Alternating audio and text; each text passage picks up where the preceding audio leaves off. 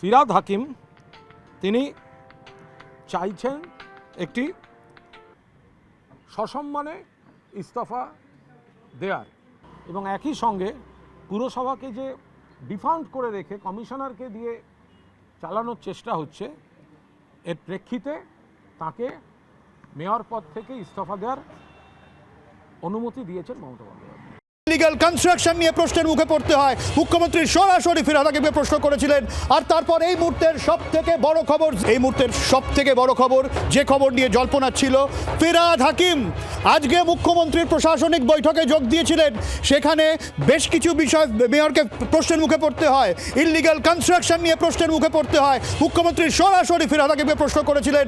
আর তারপর এই মুহূর্তের সবথেকে বড় খবর, মেয়র পদ থেকে পদত্যাগ করলেন ফিরহাদ হাকিম। রক্তিমারও আপডেট দেব।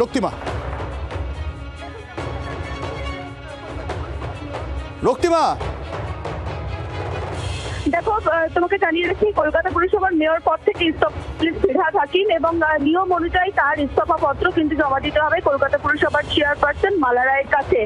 দেখো, যেমনটা জানা যাচ্ছে যে তিনি মালা রায়ের কাছে যাবেন এবং তার ইস্তফা পত্র তুলে দেবেন। যেহেতু মালা রায়েরই একমাত্র এখতিয়ার রয়েছেন তার ইস্তফা পত্র গ্রহণের, সেক্ষেত্রে মালা রায়ের কাছেই তিনি ইস্তফা দেবেন। দেখো, কয়েকদিন ধরে কিন্তু এই জল্পনাটা তুঙ্গে উঠছিল, যবে থেকে অভিষেক বন্দ্যোপাধ্যায়ের বাড়িতে দেখা গেল যে কলকাতা পুরসভার নোটিশ পাঠানো হলো এবং তারপরে বারে বারে কিন্তু মমতা বন্দ্যোপাধ্যায়ের সঙ্গে তিনি যখন মিটিং করেছেন, যখন সূত্রের খবর সেখানে নেত্রীর কাছে ক্ষোভের মুখে পড়তে হয়েছিল তাকে এবং গোটা বিষয়টাই তিনি জানতেন না। সেখানে দেখো, বারে বারে প্রশ্ন উঠেছে যে কলকাতা পুরসভার মেয়র তিনি রয়েছেন, বিল্ডিং বিভাগ যেখান থেকে অভিষেক বন্দ্যোপাধ্যায়ের বাড়িতে নোটিশ গিয়েছে সেই বিভাগের এমআইসিও তিনি, তাহলে তিনি জানছেন না অথচ কলকাতা পুরসভায় বড় এই ধরনের সিদ্ধান্ত হয়ে যাচ্ছে। এই ধরনের একের পর এক সিদ্ধান্তে বারবার তাকে প্রশ্নের মুখে পড়তে হচ্ছিল দলনেত্রীর কাছে।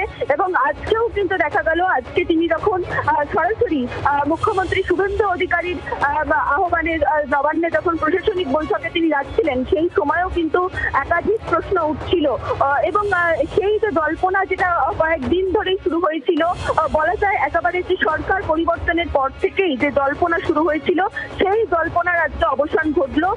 এবং যেমনটা জানা যাচ্ছে, কিছুক্ষণ আগেই কিন্তু মেয়র পদ থেকে ইস্তফা দিলেন ফিরহাদ হাকিম। তোমাকে আবার জানিয়ে রাখি, তার এই ইস্তফা পত্র কিন্তু জমা দিতে হবে মালা রায়ের কাছে, কলকাতা পুরসভার চেয়ারপারসন।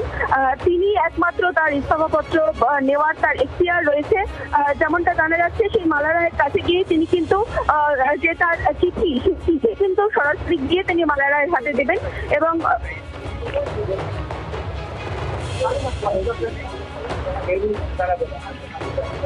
অনেক ধন্যবাদ রক্তিমা। অর্থাৎ মালা রায়ের কাছে ইস্তফা ফিরহাদ হাকিম তিনি দিয়ে দেবেন, অর্থাৎ মেয়র পদ থেকেও ফিরহাদ হাকিম পদত্যাগ করলেন। গত কয়েকদিন ধরেই আমরা দেখছি একাধিক কাউন্সিলর পুরসভার বিভিন্ন গুরুত্বপূর্ণ দায়িত্ব তারা ছেড়ে দিচ্ছেন। এইবারে ফিরহাদ হাকিমকে নিয়ে তো একটা জল্পনা ছিল। কালকে থেকে যেরকম বললাম, ফিরহাদ হাকিমের গতি প্রকৃতি নিয়ে একটা জল্পনা হওয়া শুরু হয়েছিল।